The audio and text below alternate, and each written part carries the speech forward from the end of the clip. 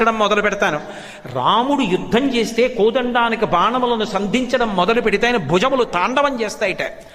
గోపరాజు గారు దాశరథీ శతకం చేస్తూ బండన భీముడర్తజన బంధవుడుజ్వల బాణతోణ కోదండ కళ ప్రచండ భుజతాండవ కీర్తికి రామమూర్తికిన్ రెండవ సాటి దైవమికలీడనచొన్ గడకట్టి భేరికా డండ డండ డండ నిడదంబుల జండము నిండమత్త వేదండము నెక్కి చాటెదను దాశరథీ కరుణాపయోనిధి అన్నాడు.